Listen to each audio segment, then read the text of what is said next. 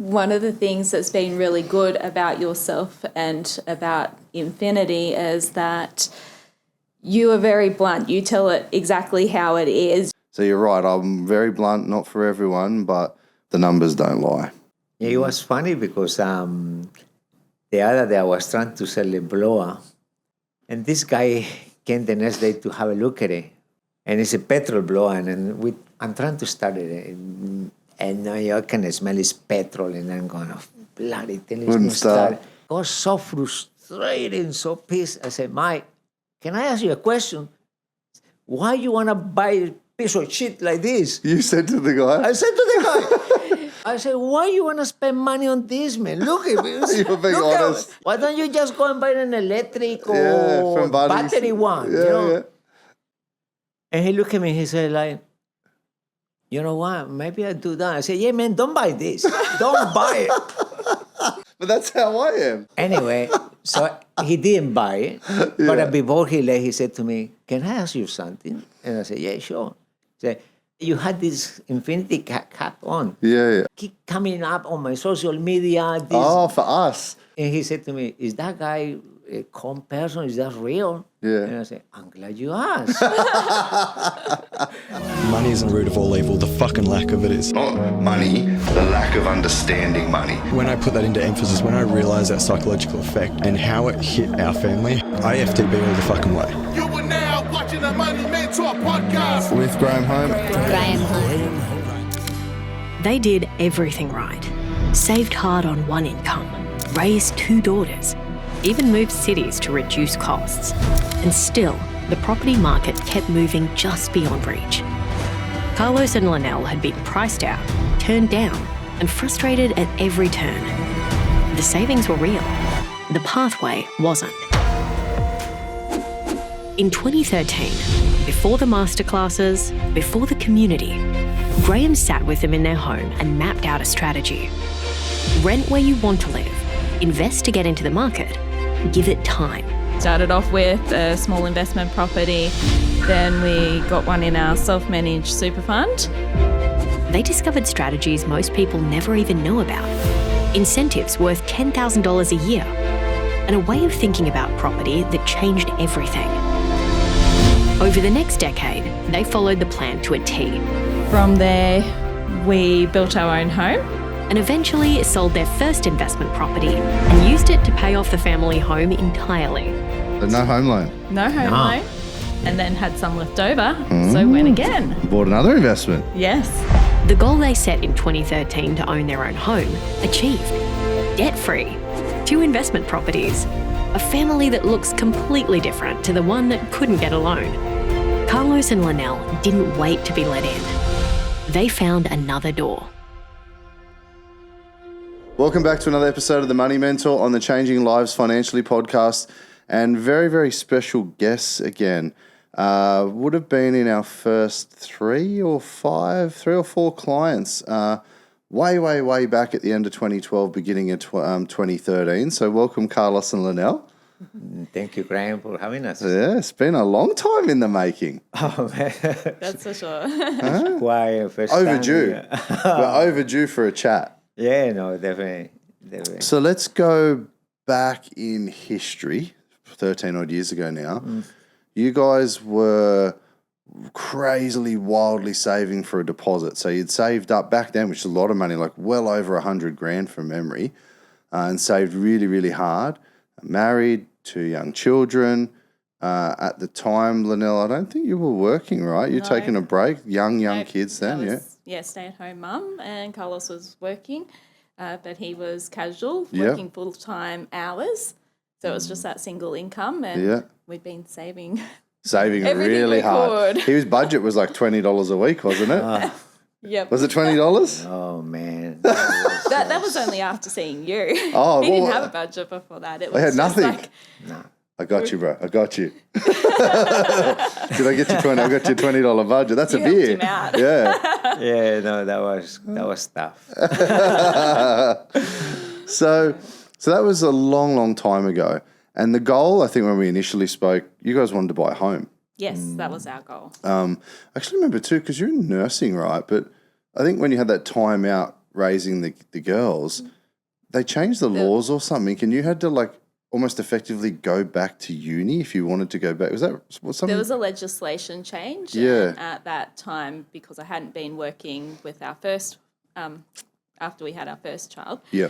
It was, I'd have to go back and do a refresher course, Right. which could only be done in Sydney at that time and Wow. would cost $10,000. So we're screaming for nurses at the time, but you got to go spend 10 grand and go do it. Yeah. A refresher. Which, yes, when you're regional, you Yeah. can't just say, here's the kids, there's Yeah. no one to look after them and go back and do this course. So, Yeah, no, I remember that because I remember Yeah. thinking, how stupid is the system? yeah. And then by the time the youngest started school, it had hit that 10-year time frame, so it would have been back to uni if I wanted to go back to that, Right. is my understanding. Yeah. Okay. Yeah. No, that popped into my head because I remember going, how stupid is this? Like you got this skill set and we've got a shortage of nurses and they're making it impossible to get back into the workforce. So very stupid. But anyway. Yeah. So it saved over 100 grand, wanted to buy a home, and obviously at the time then family of 4, but one income, casual but working full-time hours. Yes. We'd just come out of the GFC. So it was like late 2012, early 2013. And we didn't have capacity, obviously, on one household income, casual rate, but full-time hours to buy a home. But that was the goal, right? Because I remember sitting in Carlos and I want a home and I want it to look like this, and his sexy fucking voice kept saying, and I'm like, he's pretty smart. He's done well here. But there was just, you guys wanted a home, yeah? Yes. Yeah. That was my goal. That's what I said to you because you asked me that back then. Yeah. You say, Carlos, in 10 years' time, where you see yourself? And I went like, I never been asked that question. I never thought about 10 years in the future, you know. Okay. I'm trying to, Get day by day. In South America, we live day by day. Yeah. You don't save money for tomorrow. Yeah. You just day by day. And here, all my goal was, and I said to you, all what I want is to own my own house. You know, if you say that in 10 years you can give me a house, own my own house, I would feel that my duty as a parent to my family is done. You know, all what I want is a roof for them. And the day after tomorrow, if I die, that's it. Okay. Just the home. Wanted the home. Okay. So we had to go down back then, a rent vesting path. Yes. Which was tough because we had to start small and something within budget and all that sort of stuff, which we found and did, so that's okay. But let's start this chat with where are we today? So where do we live? Kids all grown up, Nelly, all that sort of stuff. And do we have a home? Did we get there? What's the story? Yeah, no. Yes, so we eventually built our own home. Yep. And we had to go through property to do that. So we started off with a small investment property. Then we got one in our self-managed super fund. Yep. From there, we built our own home. Yep. And then we used the first investment property to pay off our home loan. Well done. And So no home loan. no home loan. And go again. What year did we pay off the home loan? It would have been about 2023, 2024. I think the sale went through and things got finalised. It's about 11 years. Yeah, it was still in that. No, but it was under 11 years in that 10-year. Yeah, 10 years. 10 Time years. frame. Okay. Very Yeah. much on the 10 year. So was able to invest, was able to then buy a block of land, design and build a home in town, and then sell the first investment to pay off the home loan. Yes, and then had some left over, so went again. Bought another investment. Yes. Well done. Well, I mean, I remember you brought us here and you say, okay, you own your own house now, Carlos, okay? And you got an investment with your super, okay? And you had some money left from the first investment that you sold. Yeah. So what you want to do now? You want to go on holidays? You want to go on a cruise with your family? You want to buy new furniture, new cars? Or you want to go again? So we invested again. Yeah, that's where we are. But how does it feel then to have, in that 10 years, to have get your own home, so not renting anymore, be able to have your own, a brand new home, Oh, yeah. and then to pay it off and own it? Oh yeah, Yeah. no. It's honest. Still, that's when I see some other people that say that, oh, I pay my home or no mortgage. I'm going like, yeah, I know that feeling. I still got that feeling. Yeah. It will last for Forever. Forever, yeah, Yeah. man. It's just amazing.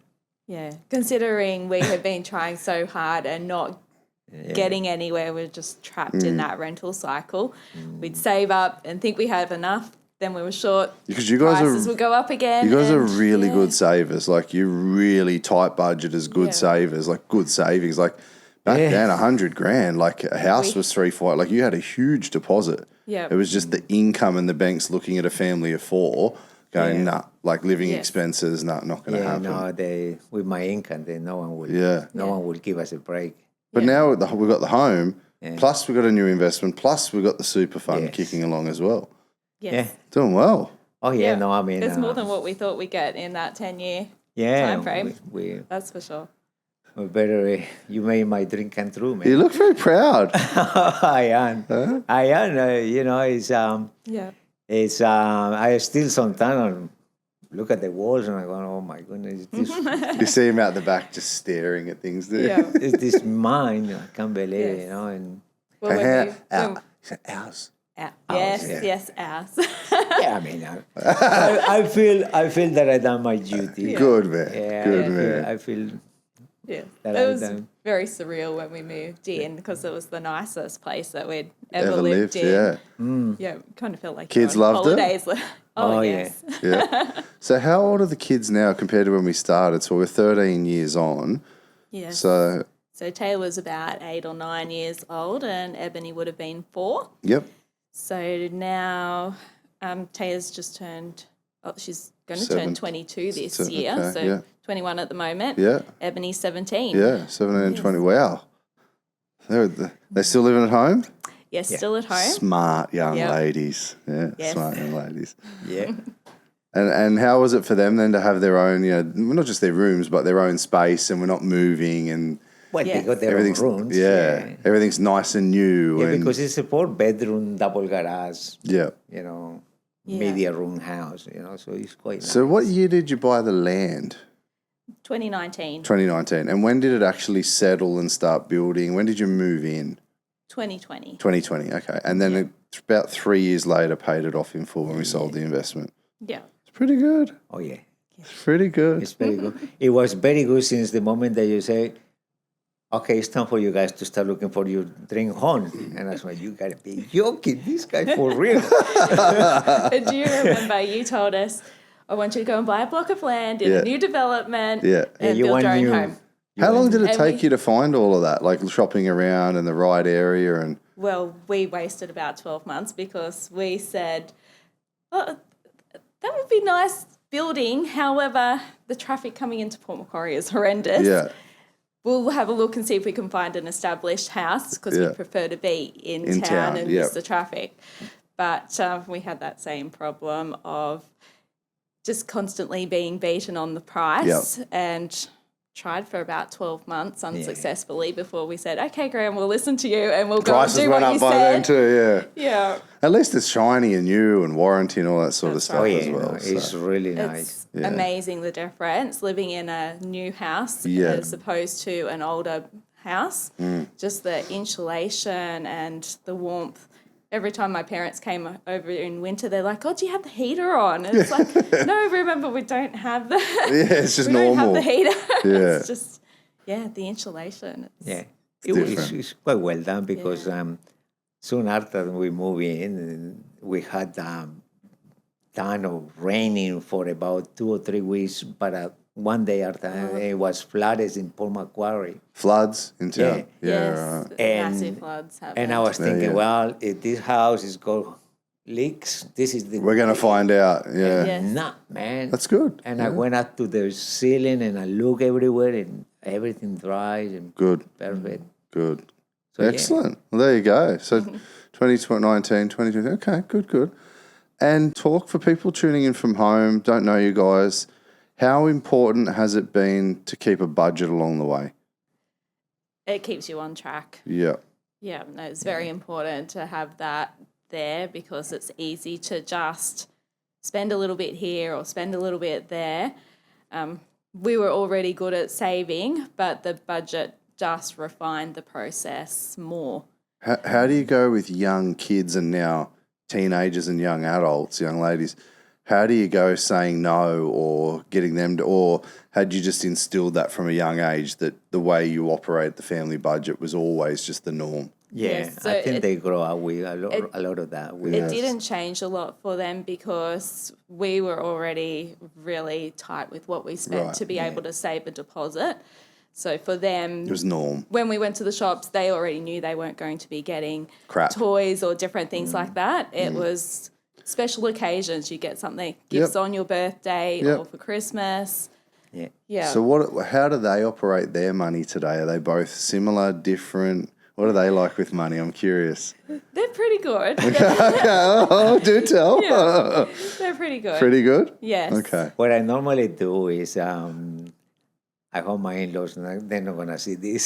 I'm sure they will. Everyone's going to see it, brother. Everyone's going to see Because it. I used to, for special occasions and things like that, let's go to in-laws or let's go to, mom and dad, Yeah. Because I knew they would spoil them. So you take him to the in-laws or mum and dad. Let the grandparents spoil them. Yeah. Cheeky And bugger. special occasions, you know what I mean? Yeah. So, I knew, they were not on a budget like us and things like that. So, Are they working, studying? Taya's just finished uni. Yeah, nice. So she's just well getting done. her foot in the door with a marketing kind of industry. Okay. Yeah. Very good. Okay. And what's the plan for you guys moving forward? I mean, you've got your home, so really you got the land in 2019. So from 2013, it's like 6 years. So 6 years we got into the home, built the land, built it. Then in 10 years, 10 years, we paid it off. And now we've reinvested. So where to from here? well, I don't know. Now I'm thinking I want to retire ASAP. So you know. need to plan. So, So planning out retirement and how that would I work. never thought to be talking or be thinking about retirement. Yeah, fit as a fiddle. Keep working him. So, That's what I keep telling you.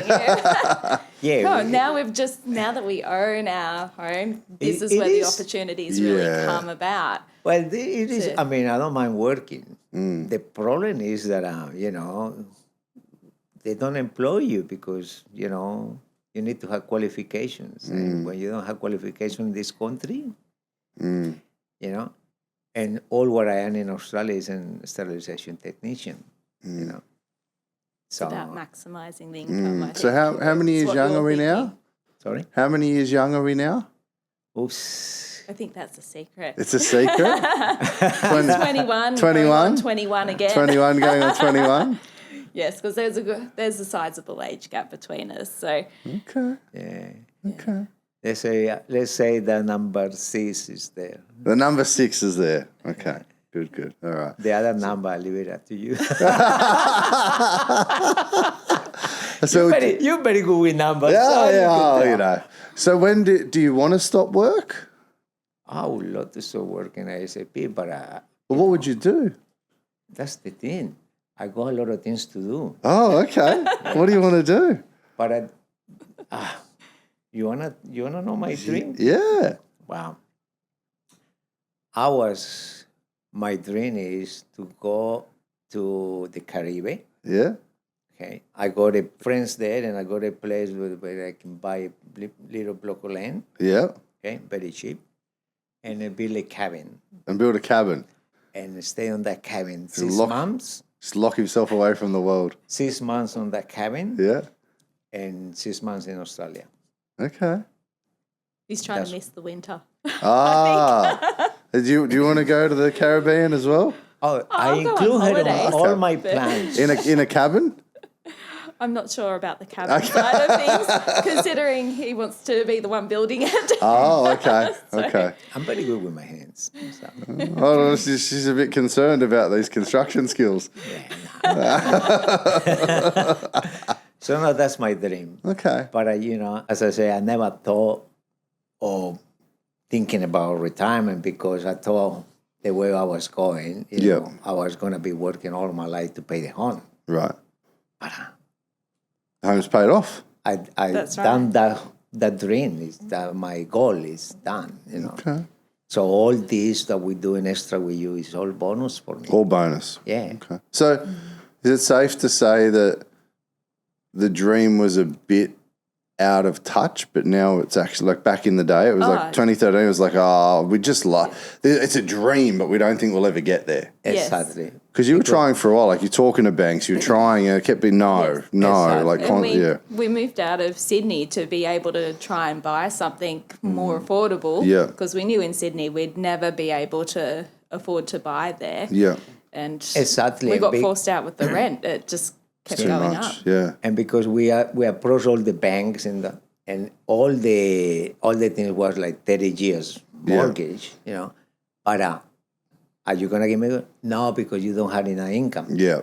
So I knew, I thought, I had to pay for 30 years that house if I get Not the 3 or 4. mortgage. Yeah. But I still cannot get into the mortgage. So I was like, So, that was our question when we started seeing you was, do we continue to keep on saving and try and buy our own place, or do we use what we've saved as a deposit to invest, because we just didn't know which way to go. That's why we searched you out. Okay. we're probably not a very good example for you. No, you're a great example because everybody out there is trying to, I mean, people that can, everyone's living like South America, day to day, like paycheck to paycheck, right? Yeah. Most people are trying, if they're fortunate enough and got enough, trying to save and getting told no. You're like bang on the example of every other Aussie family, to be honest. It's a really good example for people listening of getting told no, or having huge savings back then and still being told no. Yet there's families with huge savings getting told no. There's families with huge income but no savings getting told no. So you guys are a great example. It was a 4-person household with one income with a huge deposit back then and still being told no. So it's a great example for people. And knowing that I was going to get into a mortgage for 30 years with the banks, and they're still saying no, and I'm going like, we're never gonna get a house. I'm gonna never stop working. And now I'm in the plan that thinking I don't have to work. Thinking like, well, this guy solved all my problems. You just charge the girls rent, and then that's your income. You just retire. Sorry, girls. Sorry. Except they're trying to save. Sorry, Zoe. I've been thinking we should just sell that house and not attach ourselves to anything. Keep going. Yeah. Well, tell me this. It's been a long time. It's been 13 years. Why are you still in the Infinity community? Why would you still be a client? Like we've done some investing, we've made some money, we've used that to pay off our home, we've done some more investing. Why would you still be hanging around? Why would we not? Okay. I mean, the potential to be able to do so much better for ourselves now is huge because we've got our home paid off. Yep. That's when the opportunities really start to try and get now ahead. That capacity opens up with the banks, right? Yes. Okay. Yeah, no, you done my dream. You realize me, and as I say, everything is bonus. I mean, so when you say you want to go again, let's go. If the day I'm still playing lotto from time to time. Oh, I'm still playing lotto, is he? Well, in my job place, we got a syndicate. Ah, okay. So I'm part of it. And the day of tomorrow, if I win the lotto, I will come to you, Graham, or you can do that. Go again. Because I can't, if I try to administrate that, well, you got to put some away for the cabin, but. Whatever, I will say, Graham. I think he wants you to work that into strategy. Yeah, I think so. Yeah. I think I've heard it a few times now. Yeah. I've been trying to get him to move on. I've suggested travelling around Australia. Nah. You can go with Doug and Tish. Just jump in their van. I don't know. I think he needs a house, a house on the beach. Well, Doug has been telling me, buy a 4-wheel drive and you can alone. Oh, dear. He did say buy a boat. Did he? Yeah, because he's selling his all. No, I think his friend's selling They their sell- one. Ah, So then you can the join guys the from club with Newcastle. You them. can go sailing with them, camping with them. Oh man. No, as you say, everybody's got different, starting a different, Yeah. because we have met so beautiful people in the ranch. I was going to say, I appreciate you guys. You've been coming to a lot of the REMs and events and sharing with everyone community events. How valuable is it having that big community of like-minded people? Like we did the big event in Port and Luna Park and Burleigh up here. Like we're doing them all over the country. But what's it like, and is it valuable, or is it just nice to catch up? But what's it like being able to talk to those 1,000 people every month and share your story? Because we appreciate it. I know they do. Oh man, for me it's an honor. Okay. For me it's something that I will do anytime. Thank you. I feel very honored to be asked to do that. Thinking that I'm probably a little fish in all these things, because you kind of meet people that with so much different situations. Yeah, everyone's got a more different potential, and you have made them even grow even bigger and bigger. Yeah. It's amazing that everybody that is on the same focus, in the same Page. Yeah. Yeah. You met some cool people. Oh, Definitely. Yeah. Yeah. Yeah, And everybody's very friendly and Doug very was open. I always say on stage when you see me in the toilet, don't try to shake my hand. Anyway, Tisha goes, I thought you were full of shit. Doug goes, it happens to me. Whenever we're on stage, I'm in the toilet and some guy tries to start talking to me and shake my hand. Have you had that happen yet? So, mate, whoa. Nah. Not yet? No. Yeah, good. What I did was, I was the other day, the last raid I was there, and I say, and I look at the guy next to me and say, oh, nice to meet you. I went like that just to Just shit story. start laughing. It's become the running joke now. Dear. Very good. What advice could you give for people at home that are trying? I mean, you guys did well to save a deposit and coming through GFC. And what advice would you give to people watching this around trying to save a deposit, around budgeting? What are some practical things you learnt along the way? Because I always like to say, go to the doctor. They've got the theory. They listen to the patient, but ask the patient, not the doctor. I can tell them what they should do, but you guys have actually lived what you should do. What's some practical wisdom you could share? You actually have to put it into practice. People, you can be told what to do, but unless you're willing to actually commit and do it, you're not going to get anywhere. It won't work for you. Okay. You just have to do it, or you won't get ahead. What were you guys using as a food, fuel and fun for a family of 4 in Port Macquarie? I think it was about $270, $275 at the time then. Wow. When we started. Running one car?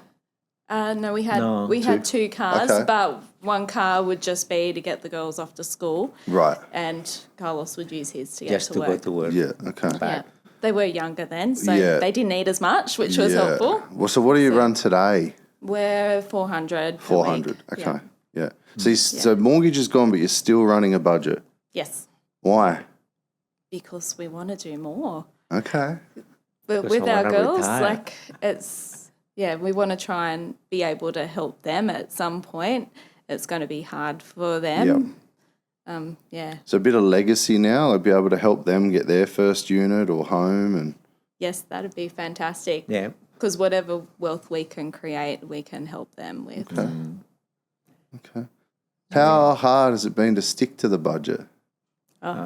It's not always easy. Yeah. If you fail one week, you've got to try and make up for it the next week. So it's okay to fail. Oh, yeah. Yes, it's going to happen. You can't. Can you give people an example of where you've failed accidentally, and then maybe one where you failed deliberately? Yeah. Okay. Yeah. So sometimes there might just be more expenses, or you might have tried to cover things in your food, fuel and fun budget that might have actually been for your like your salary and bills one, like in terms of medications, that type of thing.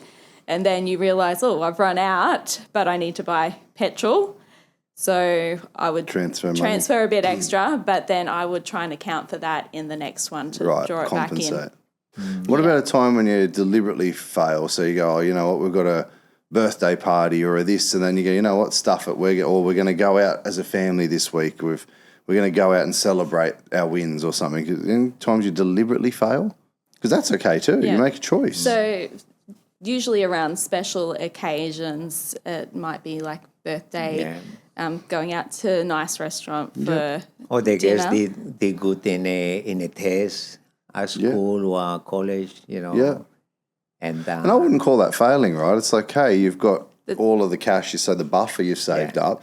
You're just choosing to eat into that. But to celebrate, you want those memories and those moments. But what I'm hearing is day to day, you're pretty regimented with it. Yeah. And if you slip up, you'll try to make it up the next week or two. Is that right? Yes. Yeah, because the only person it's going to hurt is yourself if you don't stick to it. So, What about families, but then that it's FIFO and it's not fly in, fly out, it's money fly in, fly out? What about the people that are at Kmart and Target every day and the kids are getting whatever they want and they're getting takeaway every day? What advice can you give? I work hard, we deserve it.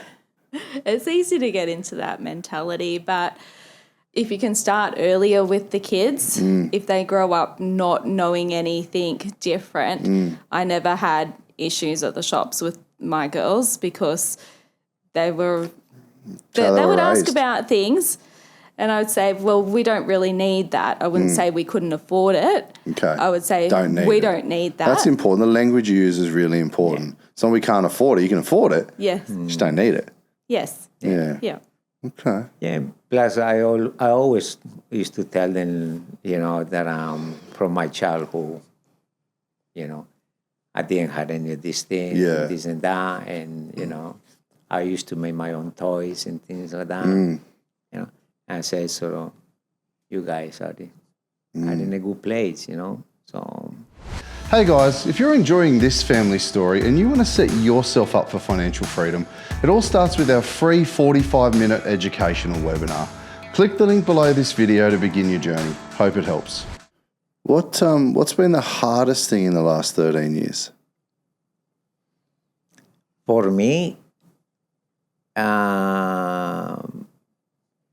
it's been losing family when I'm here. Back home. Have you been able to go back home? Yeah. Okay. Every time there has been an emergency in this whole process, and that's the great thing about it is that we can. You've got the money there for those emergencies. We can go with it. I guess if we were with a bank or something, it wouldn't have been possible. Yeah. I don't know how that would work, but a few moments that they were hard, and we had to go. Yeah. Yes. So a couple of years in, his mum got diagnosed with an aggressive form of cancer, and because we had the money available, we were able to drop everything, go over and spend 3 months with her and have that time with her. Yeah. That's important. These are the things that are really away. important. And I think sometimes people carry on about money. Money's just a tool. But having it's a resource, and having that resource to spend that time together, you can't put a price on. Yeah. Yeah. So for me, those were the sad moments or the hard moments. You know, knowing that they dying or whatever, and then hearing the news, oh, your mom, your dad, your brother, they pass away. Yeah. But good thing is that you know, I need to go, or we need to go. Yeah, you can go. You got the resources. Yeah.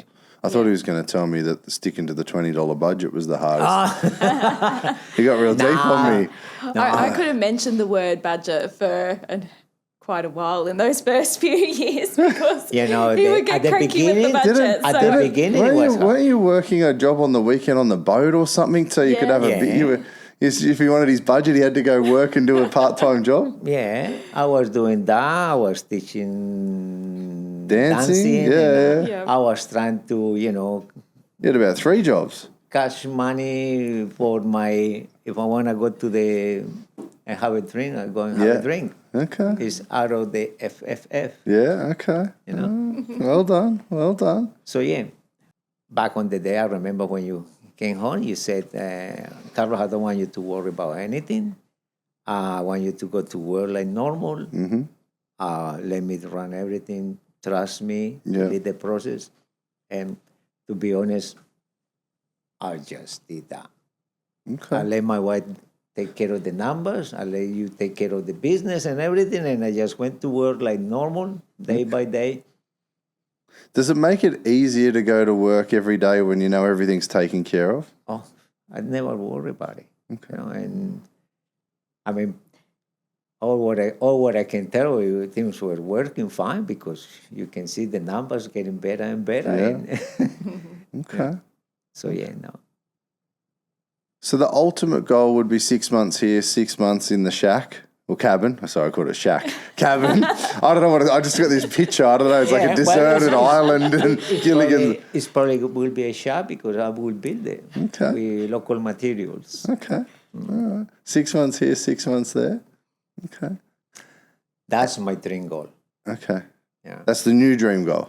that's my dream goal. That's what I think my retirement will be. You know. Okay. Yeah, 6 months there, 6 months here. When I'm here, if I need a little bit of cash money, just go and do Do a bit of work. a little bit of 1 or 2 days at the hospital, Okay. and that's it. Yeah. Okay. Why do you think it's so hard for families when they're in this debt trap, this debt cycle, and they've got the dream of the home and they're working hard, they're trying to save, or they've got one income in the house? Why do you think it's so hard for most people to stop spending money on shit? And I know it's a hard question for you guys because you don't, you budget, but you've got friends, you've got family. Yeah. Why is it so hard for people? I work hard, I deserve it. Why do you think it's so hard for people to not blow their money on shit? I'm trying to figure it out. That's why I'm asking people. I think they're trying to fill that with something else. Yeah. And they're making excuses as well, because if they stop what they're doing and really focus and want something, then The money will be there within a couple of weeks or months. yes, we've got friends on much higher incomes than us, but they don't want to have someone tell them what to do, and they it's don't their want money. to. Yeah, they want to spend it their own way. Fair enough. That's up to them. Yeah, But you get what you get and you don't get upset. it is crazy how people are sometimes. Yeah. Yeah. You know, it's and we look at each other and go like, oh, that income is so good, and Imagine what we could do with Yeah, it. yeah. I'll swap their incomes with them. That's yeah. right. Yeah. and you go and see, and they paying rent in a hotel or in a apartment building. They paying rent. They want to live the lifestyle. They don't want to. They're more about the now, Yeah, fair not enough. about the future, I think. Yeah, everyone's different. I Some was of like them. that once upon a time. Now I think more long term. So It's funny because that's how mainly the majority of people live in South America. That's how we grew up. I was never told to save money or to save, to buy or to invest in the future. Never. They don't have a long lifespan over there either. So You just today or tomorrow, they could really yeah, die. you just live day by day. you yeah, know? And it's because that's all what you can afford. culture. Yeah, Yeah. But I hear people with such a big incomes and they live like they were in South America. it's crazy. What do you want to pick my brain on? Your brain. Yeah, what do you want to ask me? Because I'm asking all the questions. It's your turn to ask me some questions. Well, if I was you, now if you were me, If I was you, okay, yeah. what would you do? What would If I you do? were on my position. Well, you're fit as a fiddle. Look how you're buff, you're jacked, he's lean as a minute steak, he's got fucking arms coming out of his shirt. I mean, if I was you, mate, and knowing you guys, I would do whatever makes you happy. And if that's to quit work tomorrow. But likewise, while you're fit, healthy, and as lean and as handsome as you are, mate, I would still be working and still building, because it really is going to be so hard for the girls, right? So hard. And there is a bit of an age gap, obviously. So ideally, if you're fit and able to, I would keep working as long as you can until you one day hate it. Because one day you might not be able to, but right now we've all got a window and we can earn an income for this long.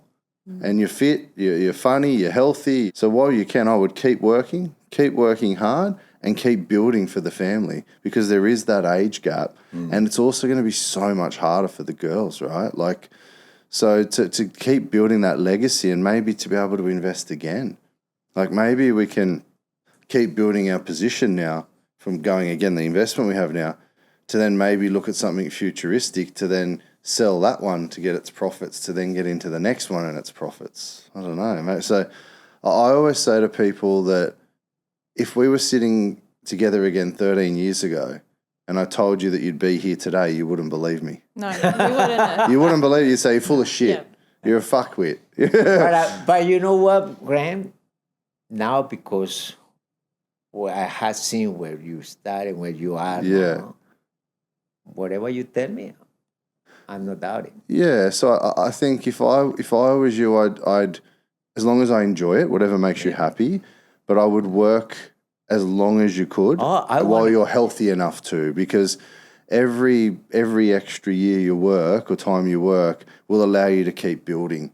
The moment you stop work, all you can do technically is maintain, because you don't have that income or borrowing capacity, etc. So, and then if you stop work, you don't get the tax benefits as such of your investment, because you don't have the taxable income to then claim the deductions. You just have the rent, right? So I would say work as long and hard as it's enjoyable and you physically can. And then you might find, well, doing that extra now then allows you to build a really schmick cabin or villa, not shack, right? And spend 10 months of the year there and just come back for Christmas and summer with the girls or something. No. On my plans is always my family involved. Okay. I know they were not going to be able to stay 6 months there with me. Yeah. Okay? So that's what I say. I spend half of my life there and half of my life with my family. They probably will go and stay with me a few months, and then they get sick of you. Me, no. We'll have jobs to... I want to be on the ocean. I want to be with my coconuts, and I want to You want to be on holidays. 6 months there, man. And then I come back 6 months here to spend time with my family and whatever we need to be doing here, you know. And is this like Bali, Thailand, Caribbean? Like where specifically? You know an exact place? I know there's a place and I know there's an area. Okay. Yeah. Okay, well, don't tell anyone because they'll all go there and buy and it'll get expensive. Exactly. But it's in the Caribbean. Okay, all right. And the land is still very cheap there. Okay. What I want Well, don't to tell do. anyone. Don't tell anyone. No, keep it a secret. I'm not going to mention it. Good. Okay. I will when I'm doing it, or I can tell you later out of the. No, we're not on. We're not live on air. It's good. So, mate, if I was you, I would keep going. Yep, I will. Keep going. Keep working hard. Keep building together. Because I always say, we're not a tree. You know, like you grow roots, and you're either sunlight, water, air. You know, you're growing. And if you don't give a tree sunlight, air, water, it'll die. It'll shrivel away. And I think sometimes as well, people want to enjoy retirement, but a lot of people stop work, you play golf or you drink your coconut on the beach for a couple of months or 3 months or 6 months and you swim and they get bored and they tend to, I don't know, watch a lot of people, they just slowly die. Yes, Yeah. they've got to have something to replace it with. Yeah, they don't have purpose anymore. And whilst that break is amazing for a period of, like, imagine if I stopped work tomorrow. That's right. Because I've talked about it. Yeah. I think about it. I can. But what would I do? I'd go crazy. Like I'm talking, like we book holidays sometimes and we go, oh, we'll go 10 days here and a week there. I think the longest I've ever stayed somewhere is 3 nights without leaving early Wow. because I get bored. I just, I don't know, ants in my pants or something. I've got to move on. So I think, float around the pool for a day or two, nice dinner. By like the 3rd night, the 4th day, I'm looking at Beck and we're like, do you want to go? We'll go the next. Oh, a new environment, very manic, right? But I tend to get bored really easy. Yeah. But yeah, I would say while you can and you're able, keep going, keep growing is the end. You know, just grow a little bit, 1% each day. It's a good question. Yeah, no? What else do you want to ask me? So you always used to ask us where we would see ourselves in 10 years. Yeah. Where do you see yourself in 10 years? It's a good question. So Beck and I plan to start a family at the end of this year, hopefully, fingers crossed. So we'll get through this year. We'll get through the launch of some global stuff. Going to launch America soon, hopefully.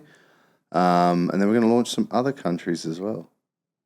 Yeah, not everyone knows that yet. Well, they do now. It's on this podcast. Exciting times. You can cut that off. Nah, fuck it. So we're going to launch a couple of other countries as well. It made a decision, or Beck helped me make it, that, you know, we have something really special. We know that. Our 6,000 odd current clients know that. You know, some businesses never get 6,000 clients in a lifetime, let alone have 6,000 paying active clients this year, and we're saying no to a couple of hundred every month. So we've got something special. Yeah. As you guys know, it hasn't changed from day one to now. It's just improved, but the principles are the same. The math is the same. The process is just always looking to be refined and improved.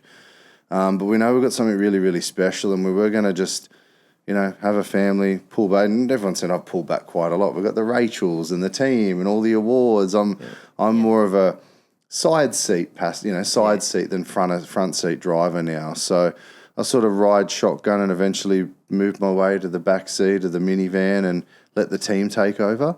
But definitely helping more people. Beck helped me make the decision, like, do we just want to start a family and then sort of slowly pull back, and business will keep doing what it's doing, but we've got like 200, we had 200 and something, then 200, now we're 238 or 48 start. Like, it's crazy. So I think for us it'll be to go global in the countries that it's relevant with mortgage systems, et cetera, to help people clear debt. We'll go global. We'll start a family end of this year, beginning of next year. And Beck, because I wasn't going to do that. It was like, we'll just have a family. We're where we need to be financially, and that'll be it. And then one day we changed. She's like, "You're going to die." She could see it in my brain. She could see like the cogs, you know. Like, she's like, "You're going to die wondering." I'm like, yeah. you know, I don't want to be in that on the deathbed and be like, if I'm sick or whatever happens, and be like, I wonder if I could have helped, you know, 8 million people a year in America out of the 85 million mortgages they've got, or the UK or Canada or Singapore or US, somewhere, right? Mm-hmm. And I'm like, yeah. She goes, well, it's an itch. You got to scratch it, you know? So we'll continue to go global. We'll continue to try to help more people. I want this to be a global thing that just fucks up the banking system globally. And look, maybe it's small. Maybe it doesn't bother them at all, but I know it does, because we know we get a bit of traction and momentum. So, and we're not for everyone.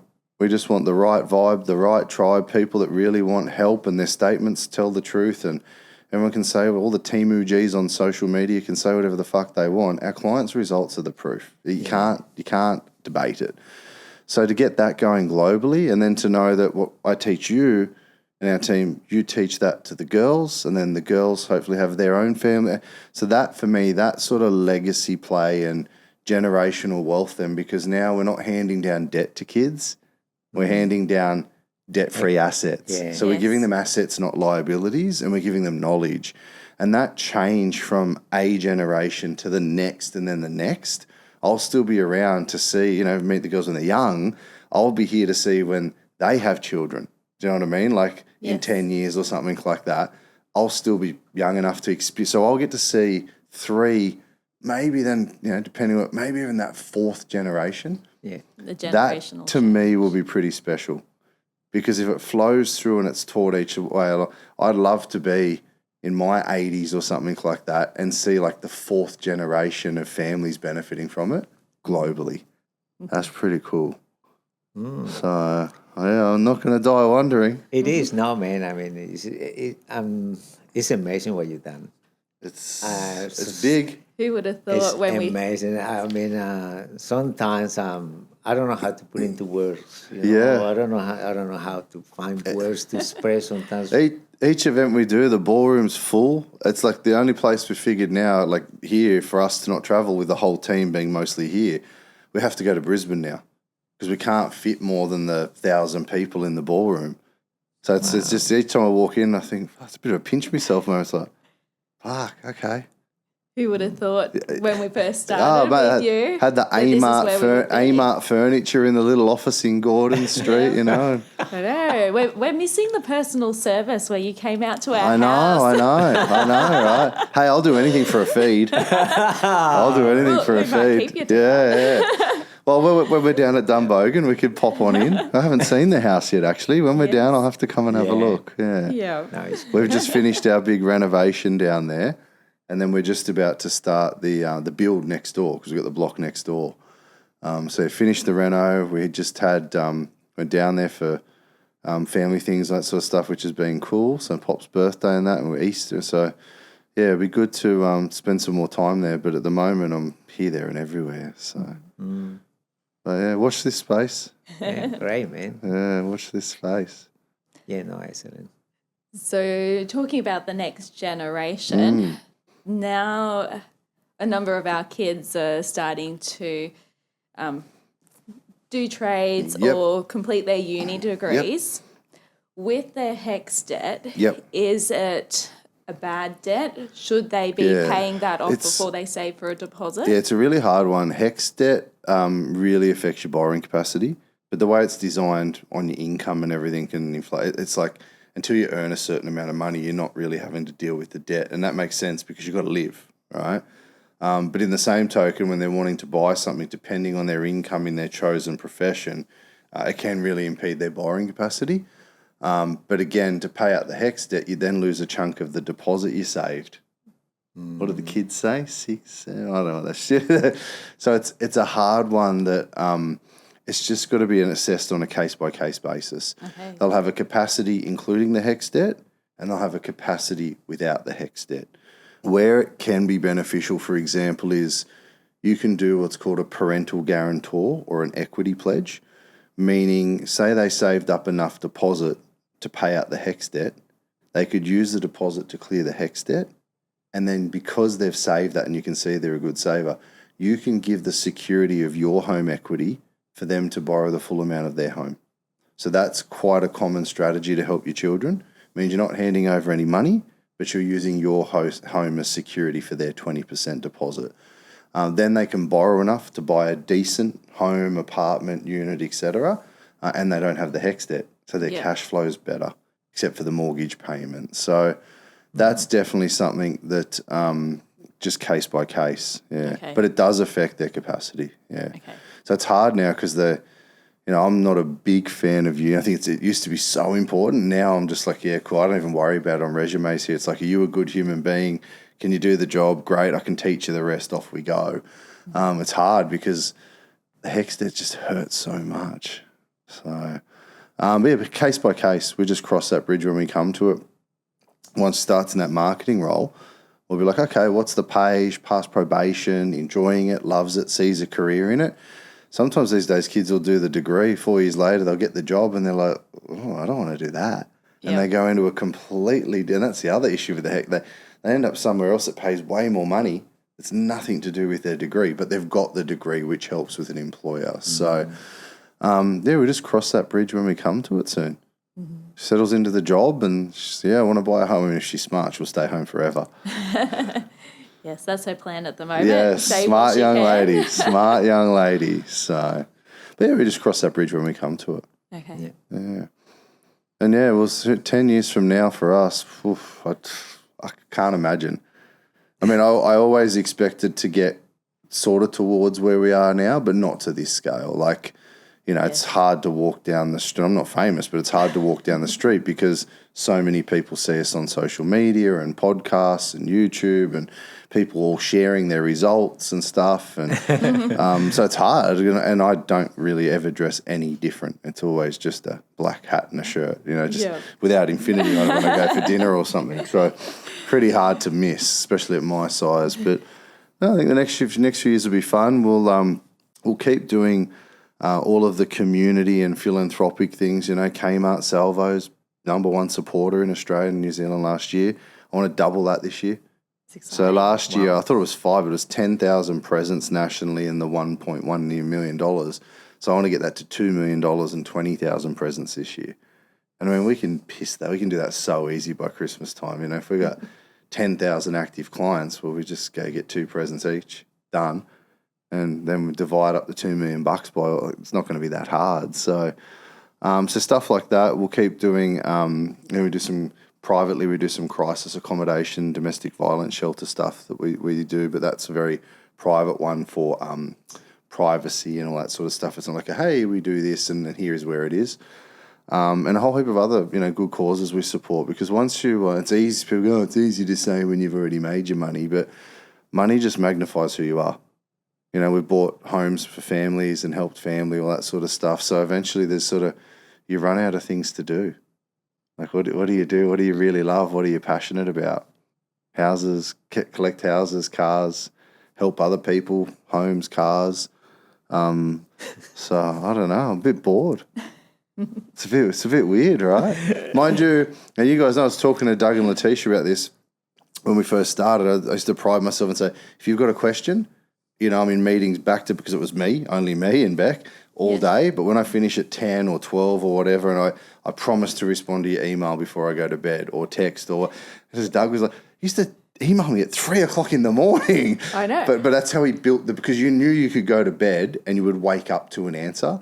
Yeah. And I always said to the team that, like, if you've got something, if you are busy all day, at least when you're out of office, say, hey, I'm currently booked in meetings till 8 p.m. tonight. I promise I'll respond before lunchtime tomorrow, whatever it is. But I always took great pride in that I promised to come back to you. Yes. Because then people could go to sleep knowing they would have an answer, or they'd get the answer before they went to sleep.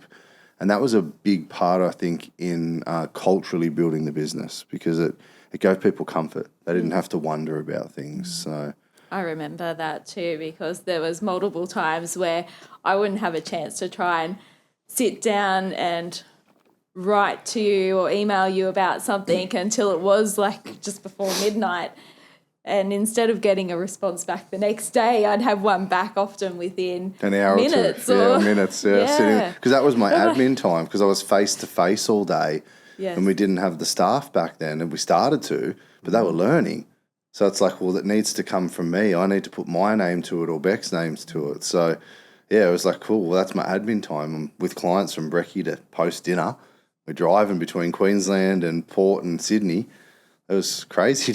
I actually don't know how we did it, to be honest. I don't know how you did it. Like, I remember we had meetings in the office in Port, and we go, we'll get some pizza. We don't have meetings. And then I would text Beck, hey, just wrapping up with Carlos and Lynell, and it might be 10 o'clock, and she'd be out the front with the car packed, and we'd be and she'd get drive, and I'd start responding to texts, calls, and emails at 10:30, and we'd be on our way back down to Sydney.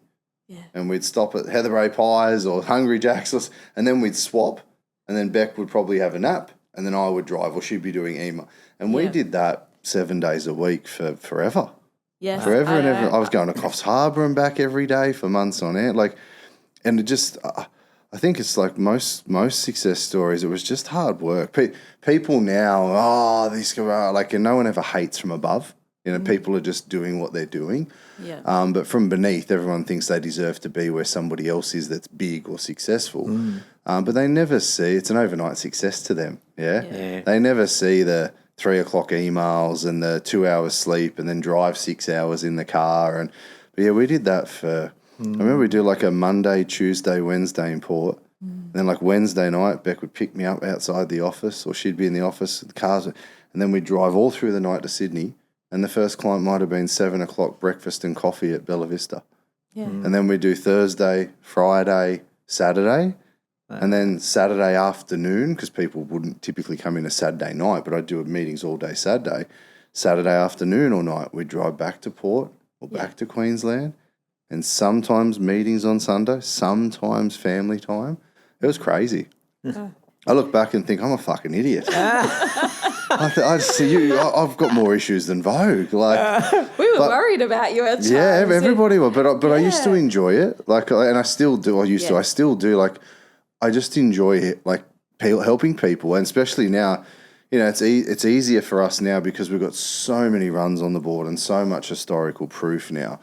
Back then, it's harder. You're like, fuck, is this legit? Is it not? Oh my, it's much harder. Whereas now, it's just there's so much proof. The community's so big that it's much easier in that aspect. But I still love it. I still enjoy going. Like when I meet someone, my brain will go straight to, this is Carlos and Lynell in that little brick house on the top of the hill in Port Macquarie. Like I remember the old car. I do the oil myself. I'm weird. All of these life events and exchanges just are still there. And then I meet somebody else and I can relate their circumstances very similar to yours or to whoever it may be, right? I'm like, oh, actually, you're just like, and I did this for them, but today I'd do it like, and it's like a jigsaw puzzle. You I just love keep it. putting it together. Yeah, because you got the frame. Here's what works. So here's the frame. Now it's just putting the pieces in the right order. So I still love it. The day I don't love it, well, I just pull back. But I mean, it's not me anymore, which is the cool thing. It's its own brand. So there's Rachel doing pretty much everything that I've ever done. She does all the masterclass. I'm there, but she does all of it. I do a couple of live coachings and some Q&A. She does half of REM with me. And there's about 8 other people at the moment in training doing what Rach and I do. So that's that next evolution now is that I think soon it will just be infinity/money mentors, and there won't be a Graham. That's the exciting bit because then I know I've built a business. That's it. Otherwise, it's just me. Yes. So we know we've built a business now because it's replicable, it's teachable. The award that took me 16, 17 years to win, Zachy won it in 7. Awards that I won 3 years in a row, Rachel's won 2 years in a row. So that's the cool bit now. It's replicable, it's teachable. It's just getting the right good human beings in the chairs. So watch this space. But you know what, Grant? This is my personal opinion. Yeah. When I've been to the Rams and I see things, you are very funny, man. Oh, You stop should have it. been a comedian, man. I'm telling you, you entertain so much. I'm going to tell my wife that when I get home. So Carlos said, man, you're funny. This guy for real, is he a comedian? I think I'm just wild. Because exactly, and you tell things how are.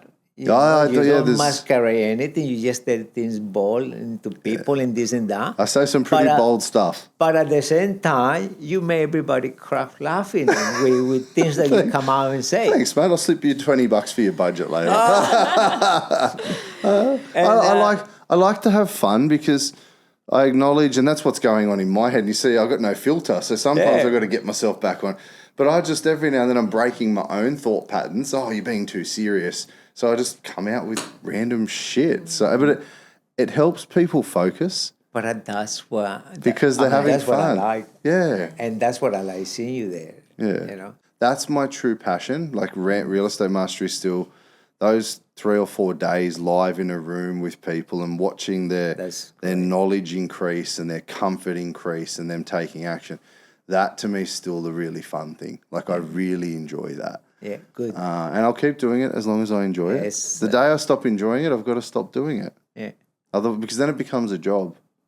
But it's passion at the moment. No, I'm serious. And at the moment, I keep saying I've never had to work a day in my life in this business. I've worked hard, but it's passion, it's fun, and it's funny. It is. It is very funny. Yeah. I think one of the things that's been really good about yourself and about Infinity is that you are very blunt. You tell it exactly how it is. You're not going to sugarcoat things. And I think that's what they hear from a lot of other people. They're not being told what their issue is. So they keep going in circles trying to figure things out. And they get sold the path of least resistance. Yes. Here's a lower rate, here's a lower payment. That's not good. My industry's fucking terrible. It shouldn't be the lowest rate, lowest payment. Lowest payment means maximum bank profit for 30 years. Lower rate's good, but every time you restart the loan, a 30-year loan, 5 years in, you go another 30 years, now it's a 35-year loan, so you're not actually saving shit. So you're right, I'm very blunt, not for everyone, but once people take the time to investigate it and learn it, the numbers don't lie. So... Yeah, it was funny because the other day I was trying to sell a blower for my in-law at home. And I put it on the social market, Yeah. And this guy came the next day to have a look at it with his son. And it's a petrol blower, and I'm trying to start it. And I can smell it's petrol, and I'm going, oh, bloody thing, it's going to start. And it didn't start, and I got so frustrated and so pissed. I said, Mike, can I ask you a question? Why you want to buy a piece of shit like this? You said to the guy? I said to the guy. It was my dad's, and he was trying to sell it for him. Right. I said, why you want to spend money on this, man? Look at this. You're being honest. You can do your shoulder trying to start this thing on. Why don't you just go and buy an electric or from buddies. battery one? Yeah. And he looked at me, he said, like, you know what? Maybe I do that. I said, yeah, man, don't buy this. Don't buy it. And he was like, are you serious? I said, man, Don't buy it. yeah. I mean, But I wouldn't buy it. I said to him, I wouldn't buy it. But that's how I am. And he said, but it doesn't work. I said, it works because Not my today. in-law started it yesterday, and he's an old man, and he just went, And he did it first he time. did it, boom, it started. I can't start this thing. I said, anyway, so he didn't buy it, but before he left, he said to me, can I ask you something? And I said, yeah, sure. He said, Mike, in your Social media. social media, you had this infinity cap on. Yeah. Oh, on your And page. that guy keep coming up on my social media. Oh, for us. And Yes. and he said to me, "Is that guy a calm person? Is that real?" Yeah. And I said, "I'm glad you asked." So because he was in my house, in front of my house, I said, "See this roof? See these walls? See this house? Wow. You came to my house. Yeah. This is where I live. I've been here, brand new house. That guy gave me this house in 10 years and 2 investment properties. So Wow. you wanted to know? He's the real deal. There you go. Oh, thank you very much. I'm going to go and check it out. There you go. That's big now. That's, yeah. But But at least, hey, and that's honesty is the best policy. it was out of the blue with So that what, thing. did you chuck the blower in the bin? No. No, the next day another one. I went to my in-law. And It I doesn't said, start. Dad, I can't start this thing. It What am just I doing wrong? smells petrol. My there a shoulder choke? is hurting me. There is a choke. He went there and tin, vroom. I said, you gotta be kidding me. The next day, I had another client coming for it. So I said, okay, I know how to start it. The other guy arrives in his ute. And I go, all right, Mike, here's the blow. Oh, yeah, thanks. Hey, 250 and chuck it on the back of the ute. Off he And I went. say, aren't you going to start? I say, no, don't worry. You gotta be kidding me. Do you know what? That's care. good karma, mate. Because you were so honest with the man the day before, even though it was your fault, you didn't know there was a choke. No. But your honesty was good karma, and you paid it forward when he asked about you and your infinity hat. And the next day, the bloke just bought it. That's karma. Because you told him. It was man. It'd be like trying to sell a car and not starting it, right? You go, mate, you don't want this piece of shit. At least you were honest. Yeah, I mean, I was frustrated. I knew it worked because my in-law started it the day before. And he's an old guy. You know? And I was like, but he did it so easy. Why this doesn't work? And I'm going and it's petrol I think coming they out. flooded the motor. I think so. So yeah, that was a funny There thing. you Yeah. go. Well, it's nice to pay it forward. So. I like to think he got something better than a blower. Yeah, hopefully, yeah. Yeah. Well done, guys. I want to appreciate, thank you guys, and appreciate you so much for being so honest and candid with everybody. And we'll have to get you back in 6 to 12 months just to see how we're going on the journey and the next investment, and how closer we are to the cabin. And we'll have to do a round 2. But it's been a pleasure over the last 13 years. It's been fun, and look forward to seeing, if we can keep going for another 13 years. Oh, Maybe then, great. by then, you can retire. man. Now once Go on. Nah.